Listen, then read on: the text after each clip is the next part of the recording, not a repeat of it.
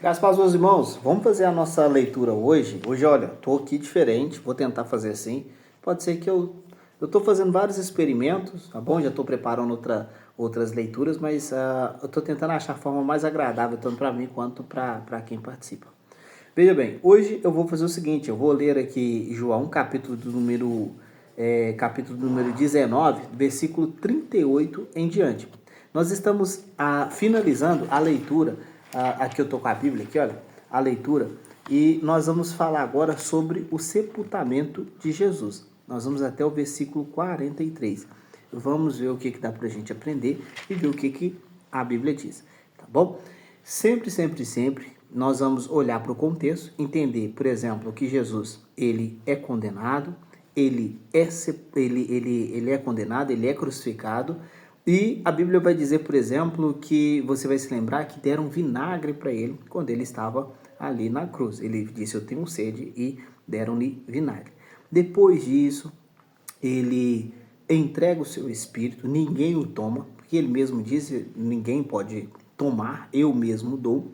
E ele então entrega o seu espírito e morre, tá bom?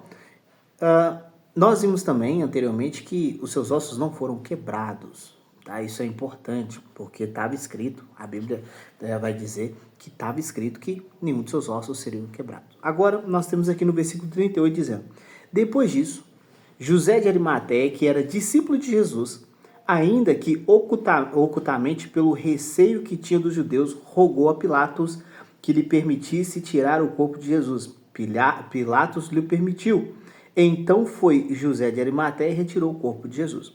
Então entra-se agora um novo personagem que talvez você já ouviu falar sobre José de Arimateia, aquele que ajudou Jesus ali durante a crucificação, aquele que ajudou Jesus quanto ao túmulo. Esse é José de Arimateia. Só que tem um detalhe, vai dizer que ele seguia Jesus, ele era um discípulo de Jesus, talvez isso você não soubesse, e ele era um discípulo de Jesus de forma oculta, ou seja, nós não vimos até agora, e João vai deixar isso claro. Você vai se lembrar que Nicodemos também era um discípulo de Jesus, porém um discípulo de Jesus de forma oculta, tá? Então quer dizer que eu posso ser um discípulo de Jesus de forma oculta? De forma nenhuma. Naqueles dias, aqui vai dizer o texto, versículo 38, 19, 38, João 19, 38, que ele era oculto por medo dos judeus. Então ainda era aquela pessoa que queria guardar sua reputação. Mas agora, ele vendo consumar todas as coisas, nós vimos que ele não perdurou, sim, ele teve que se expor. Mas durante todo o ministério, ele foi oculto, tá bom? Veja que aqui não há nenhuma condenação por causa disso, tá? Mas também não há nenhum incentivo para que ninguém ou para qualquer pessoa caminhe com Jesus de forma oculta. Na verdade, deixa aqui explícito que ele, sim, era discípulo de Jesus, ele aprendia com Jesus, mas ele fazia isso às escondidas. Você consegue perceber, então, que esse José de Arimateia, ele tinha influência, onde? Na parte política, na parte, vamos dizer, na parte governamental, e ele usa essa influência para quê? Para poder ajudar no ministério de Jesus agora. E o que ele faz? Ele pede para poder liberar o corpo de Jesus, porque era costume que o corpo ficasse ali pendurado. Porém, era o dia da preparação, era a sexta-feira. Então, o dia da preparação, eles não queriam ter esses corpos expostos. Então, o que ele pede? Olha, vamos remover esse corpo daí para poder fazer o sepultamento e ter aí o sábado e o domingo, de forma que vai ser no domingo, é o grande dia, é a festa da Páscoa, tá? Você vai perceber que José de Arimateia, além dele ter essa influência política, tá? Ou tinha podia transitar nesse meio, ele também tinha a sua influência religiosa. Por que ele tinha essa influência religiosa? Ele não queria se indispor com os judeus, então ele acaba seguindo Jesus de forma oculta, tá?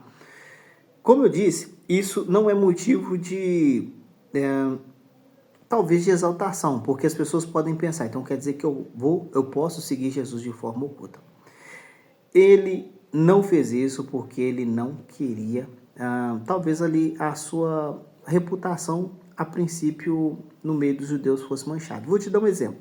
No capítulo 9 vai contar a respeito da mãe do cego de nascença, que eles não queriam se dispor com os judeus por causa da sinagoga, por causa da religião, tá?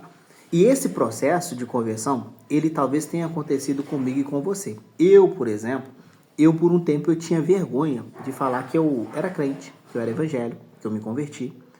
Se você, por exemplo, já passou por isso, você vai se lembrar que você também, por um tempo, seguiu Jesus de forma discreta, de forma escondida, não falava para as pessoas, às vezes ainda tomava aquela cervejinha, socialmente, até conseguir desprender de vez. Então, há pessoas que passam por um processo. No caso de José de Arimateia, eu não consigo saber aqui exatamente os outros motivos, mas aqui vai dizer que é porque ele fez isso por receio dos judeus. Então, percebe-se que aqui ele tinha uma influência no meio dos judeus também, ele não queria, talvez, ter essa perda de posição.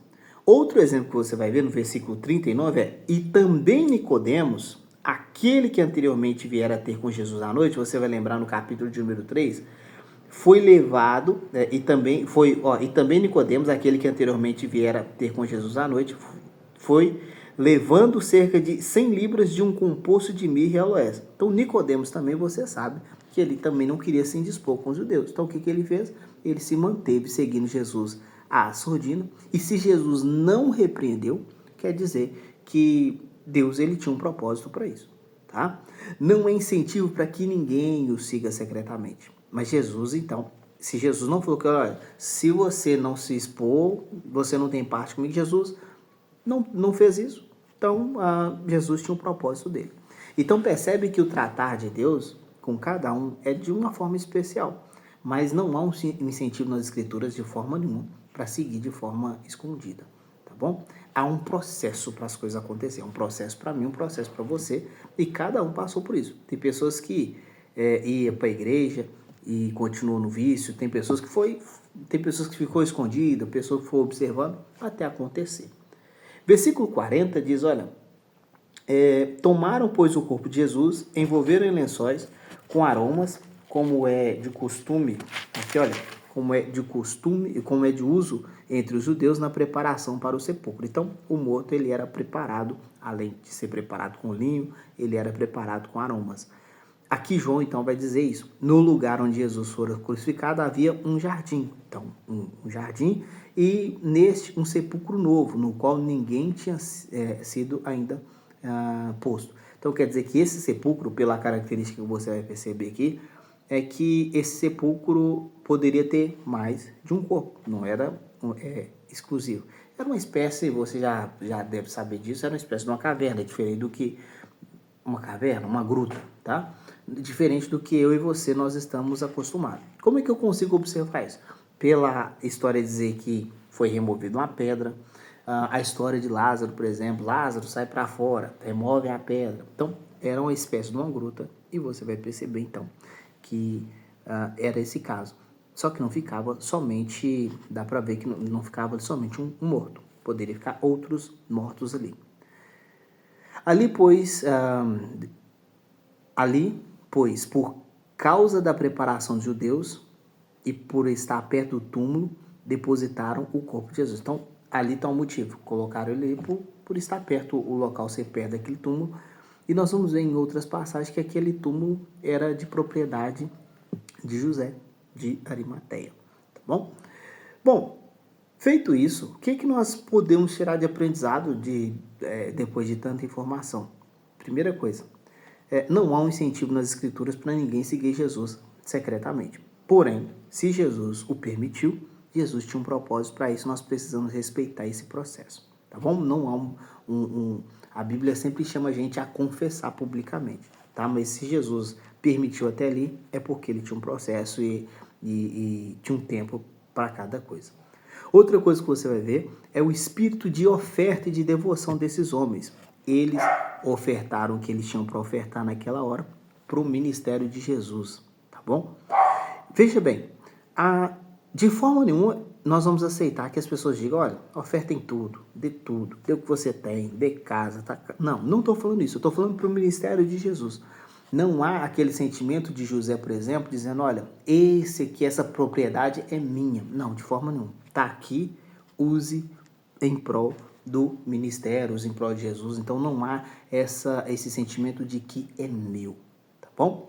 Outra coisa que você vai ver é Nicodemos novamente aparecendo e ele também ofertando, não sendo egoísta, não guardando aquilo para ele, tá? Que isso sirva de exemplo para mim e para você. E o que você vai perceber é que nós não falamos ainda, mas que esse túmulo ele seria usado por pouco tempo. E logo Jesus ele ressuscitaria, tá bom? Que Deus abençoe a sua vida, que você tire como aprendizado essas informações, essas aplicações. E a Bíblia é isso. Nós lemos, nós interpretamos e nós aplicamos, tá bom?